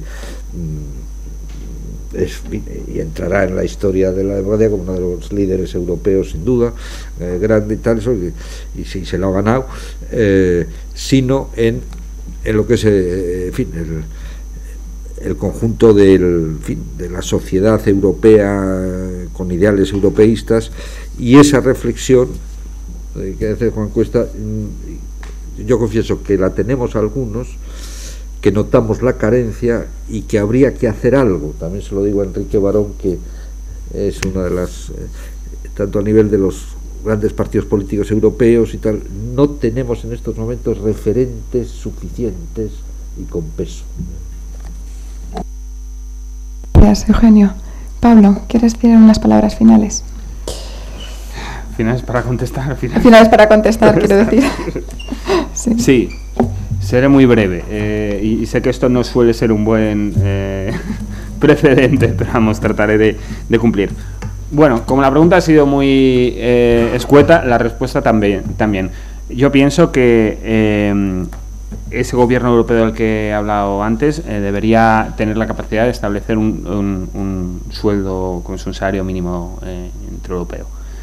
Creo que sería una de las herramientas que debería desarrollar. Bien, respecto a cómo llega la información de lo que pasa en Europa, etcétera, esto, como ha dicho Eugenio, es el eterno debate. Sí que pasa una cosa. Europa es el chivo expiatorio perfecto para los estados, miembros de estados nacionales. De hecho, que no hay que mirar muy lejos. Si hay que recortar, es que Europa nos obliga. Oiga, Europa a lo mejor le está indicando que tiene que recortar, pero o bien eso es porque efectivamente tiene que recortar o porque usted, su programa político, tiene esa, ¿no? propone esta medida política, pero no eche la culpa a Europa de esto, ¿no? O sea, en el fondo, esta es una distorsión que se produce. Y creo que hay una segunda cuestión, que es los incentivos electorales. Con el sistema que tenemos actualmente, donde los Estados miembros siguen teniendo un peso importante en la toma de decisiones, es lógico que la información se plantee dentro de esa cuestión. Quiero decir, los líderes, Merkel siempre va a estar mucho más interesada en plantear sus cuestiones, o sea, las cuestiones que tenga que afrontar desde su perspectiva alemana, pero no porque sea una neonacionalista, etcétera, sino porque ella necesita ser reelegida en su país o que alguien de su partido, es decir, no perder apoyo electoral. Entonces, en definitiva, creo que necesitaríamos un cambio no solo de filosofía, sino también de sistema, donde los incentivos electorales nacionales desaparecieran o se desplazaran hacia los incentivos comunes. Y no digo que esto sea sencillo, pero creo que esta es una cuestión que deberíamos plantearnos. Y por último, el tema del Tesoro, como ya se ha contestado, no me extenderé, pero sí un pequeño ejemplo. ¿Os acordáis? No recuerdo mal si era en el 92, pero fue en el 92, ¿no? Las tormentas monetarias contra la peseta, contra la lira, etcétera. En esta crisis no ha habido tormenta monetaria contra el euro, porque no hay capacidad, porque la peseta, la lira, era mucho más débil que una moneda común. Con la deuda pasa exactamente lo mismo. Es decir, los juegos de hacer subir o bajar la prima de riesgo es mucho más fácil llevarlo a cabo en países donde la deuda la capitalización es mucho menor, pues esto en Grecia, en España, etcétera. A nivel europeo nos haría tener un tesoro propio y una mutualización total o parcial de la deuda, nos haría mucho más fuertes. Y ya está. Muy bien, muchas gracias.